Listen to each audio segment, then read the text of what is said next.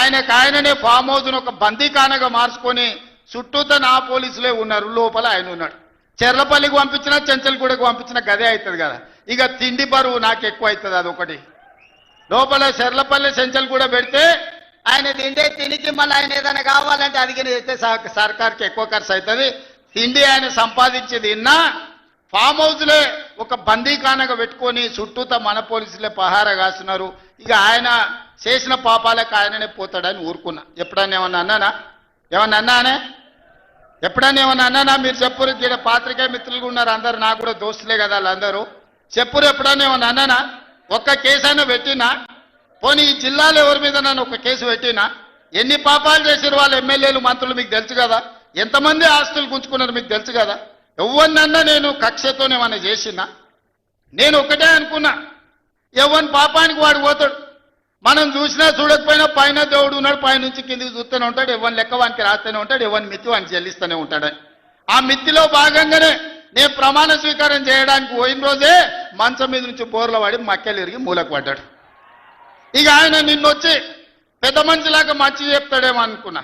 తోలు తీస్తా అని అన్నాడు. తోలు తీస్తాడంటేనే ఇక నేను చెప్పదలుచుకున్నా, అయ్యేగా నా సంగతి వదులు కానీ మా సర్పంచులు వచ్చిండ్రు, రా ఏ తోలు తీస్తావురా? నీ తోలు తీసుడు కాదు, నిన్ను చీరి చింత కట్టి చింత మడకల ఏలాడేసి కొడతారో లేదో మా సర్పంచులు, రా కొడంగల్కి వస్తావా లేకపోతే మమ్మల్ని చింత మడకకు రమ్మంటావా? మా సర్పంచులను తోలుతా. సోయి లేని మాటలు, స్థాయి లేని విమర్శలు. ఒక్కటన్నా అక్కడికి వచ్చే మాట మాట్లాడిండా? 10 ఏళ్ళు నువ్వు పూర్తి చేస్తే, 10 ఏళ్ళు ఎస్ఎల్బి పూర్తి చేస్తే నల్గొండకు 4 లక్షల ఎకరాలకు నీళ్లు వచ్చేది. 10 ఏళ్ళు పాలమూరు రంగారెడ్డి పూర్తి చేస్తే పాలమూరు జిల్లాలో 10 లక్షల ఎకరాలకు వచ్చేది. కల్వకుర్తి పూర్తి చేస్తే 3.5 లక్షలకు వచ్చేది. భీమా పూర్తి చేస్తే 2 లక్షలకు వచ్చేది. కోయిల్ సాగర్ లేకపోతే ఏది చేసినా, నెట్టంపాటు చేసినా, నా మక్తల్ నారాయణపేట కొడంగల్ పూర్తి చేస్తే 1.5 ఎకరాలకు మాకు నీళ్లు వచ్చి ఇవాళ కందులు వండించి జొన్నలు వండించి కల్తీ కళ్ళు దాగి బతికే పరిస్థితి మాకెందుకు ఉంటుండే? మేము కూడా మీ లెక్కనే మంచిగా పంటలు వండించేటోళ్ళం, మంచి బట్టలు తొడుక్కునేటోళ్ళం, మేము కూడా మా పిల్లల్ని చదివించుకునేటోళ్ళం. 10 ఏళ్ళు పగబట్టి నారాయణపేట మక్తల్ ప్రాజెక్టును ఈనాడు పక్కన పెట్టి 69 జీవోను తుంగలో దొక్కితే ఊరూరు ఎత్తిపోతల పథకం కోసం మా కార్యకర్తలు, ఈ ప్రాంత రైతులు ధర్నాలు చేయలేదా? పార్టీలకు అతీతంగా 69 జీవో కోసం కొట్లాడలేదా? నీ సొమ్మె ఏం పోయిందా? మాకు నీళ్ళు ఇయ్యాలంటే నీకు ఇంత కడుపు నొప్పా? నువ్వు మళ్ళీ బయటకు వచ్చి ఇవాళ ఆయన తోలు తీస్తా అంటు. తోలు నాది కాదు కానీ ఆ షేక్పేటలో మటన్ కొట్టు మస్తాన్ ఉంటాడు, ఆయన రోజు మేకలను కోసి మండి నడుపుతుంటాడు. ఆయన చెప్పిన కేసీఆర్ ఖాళీగా ఉన్నాడంటనే తోలు తీస్తాడంట. నీ మటన్ కొట్టు మస్తాన్ దగ్గర ఇంత నౌకరీ ఇయ్యండ్రి, ఇంత బోటో కూరనో పోయేటప్పుడు ఈయన బొక్కనో. ఎందుకంటే పోసిన వాళ్ళకు మామూలుగా తోలు తలకాయలు ఇస్తాం కదా మనం ఇంటికాడ దసరా పండుగ అప్పుడు, అవునా? ఏం శివకుమార్ రెడ్డి, మన ఇళ్ళల్లో పండుగ పూట వచ్చి ఆటను కోస్తే కాళ్ళు తలకాయ కోసినోనికి ఇస్తాం కదా. ఇక మటన్ కొట్టు మస్తాన్ కూడా చెప్పిన, ఆ కేసీఆర్ ఖాళీగా ఉన్నాడంటేనే 2 ఏళ్ళు ఫామ్ హౌస్లో ఏం చేస్తున్నా అంటే తోలు తీసేది ప్రాక్టీస్ చేసిండంట. తోలు బాగా తీస్తాడంట. నీ మటన్ కొట్టులో ఈ తోలు తీస్తాడు, కాళ్ళు తలకాయలు మాత్రం ఉచితంగా సాయంత్రం పోతే దావతులో బోటిగిన ఏమైనా కొట్టుకొని సాయంత్రం 2 వేసేటప్పుడు తీసుకుంటాడేమో అని. 40 ఏళ్ళ అనుభవం అంటావు, రాష్ట్ర మంత్రి చేసిన అంటావు, కేంద్ర మంత్రి చేసిన అంటావు, 10 ఏళ్ళు ముఖ్యమంత్రిని చేసిన అంటావు, తెలంగాణ రాష్ట్రాన్ని సాధించిన అంటావు. నేను ఆడ ఫ్యూచర్ సిటీ కడుతున్నాను అంటే తొక్క తోలు, వాడెవడో వస్తాడంటే వంతారనా బొంతారనా ఇవనే ఒక మాజీ ముఖ్యమంత్రి స్థాయిలో మాట్లాడే మాటలు మాకు రావనుకుంటున్నావా? మర్యాద ఉండదని మేము మాట్లాడతలేం, మర్యాద ఉండదని ఇవన్నీ విషయాలు మేము మాట్లాడతలేం. కానీ మాట్లాడ మొదలు పెడితే నువ్వు కాదు కదా నడువుకు రాయి కట్టుకొని ఆడ ఉన్న మల్లన్న సాగర్లో దుంకి చచ్చిపోతావు. మల్లన్న సాగర్ కాకపోతే రంగనాథ సాగర్లో మెడకు తాడేసుకొని ఊరేసుకొని చచ్చిపోతావు. చంద్రశేఖరరావు గారు, నన్ను గెలకకు. నేను అన్ని చూసిన, ఎక్కడి నుంచి వచ్చినా, నేను నల్లమల్ల అడవుల నుంచి వచ్చిన, జడ్పీటీసీ గెలిచిన, ఎమ్మెల్సీ గెలిచిన, ఎమ్మెల్యే గెలిచిన, ఎంపీ గెలిచిన, తెలంగాణ రాష్ట్రానికి ముఖ్యమంత్రి అయినా అమాం బాపతి గాని కాదు. అక్కడి నుంచి వచ్చి అమెరికాలో అంట్లుదోమ వస్తే అయ్యపే చెప్పి మంత్రి అయినోని కాదు.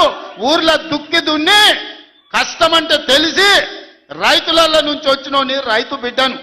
నాతోని తమాషాలు చేయకు. దుబాయ్ పాస్పోర్ట్ బ్రోకర్ల దందా చేయలే, రియల్ ఎస్టేట్ బ్రోకర్ దందా చేస్తుంది ప్రభుత్వం అంటున్నాడు. రియల్ ఎస్టేట్ వ్యాపారం పెంచుతుంది, రియల్ ఎస్టేట్ ఆదాయాన్ని పెంచుతుంది, రియల్ ఎస్టేట్ అభివృద్ధిని తీసుకొస్తుంది. నీ కొడుకేమో హైదరాబాద్లో రియల్ ఎస్టేట్ వాడిపోయిందంటావు, నువ్వు వచ్చేమో ఈ ముఖ్యమంత్రి రియల్ ఎస్టేట్ దందా చేస్తున్నాడు అంటాడు.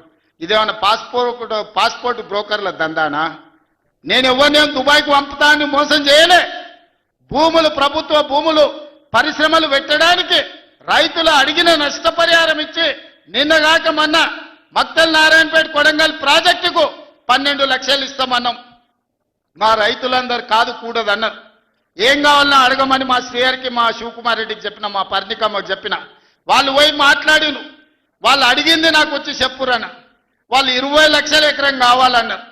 పిలిచి క్యాబినెట్లో పెట్టి ఎకరాకి 20 లక్షల దాకా ఇచ్చి 96% ప్రజలు ఏకగ్రీవంగా ఆమోదిస్తే వాని భూమి పోయిన దుఃఖంలో ఉంటాడు, 10 రూపాయలు ఎక్కువ ఇవ్వాలని 20 లక్షల ఎకరాలాగా చెల్లించి నిన్నగాక మన లగచర్లలా లేకపోతే హకీంపేటలో పోలేపల్లి భూమి తీసుకున్నాం.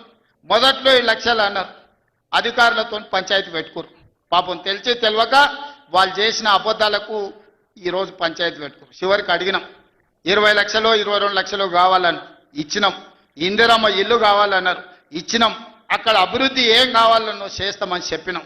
ఆడకు జూనియర్ కాలేజ్ ఇచ్చినాం, మెడికల్ కాలేజ్ ఇచ్చినాం, ఇంజనీరింగ్ కాలేజ్ ఇచ్చినాం, డిగ్రీ కాలేజ్ ఇచ్చినాం, అగ్రికల్చర్ కాలేజ్ ఇచ్చినాం, వెటర్నరీ కాలేజ్ ఇచ్చినాం.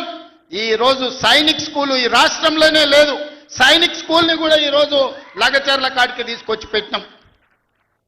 ఇవాళ రాష్ట్రంలోనే ఒక ఆదర్శంగా 250 ఎకరాలలో ఒక ఎడ్యుకేషన్ హబ్ కడుతున్నాం.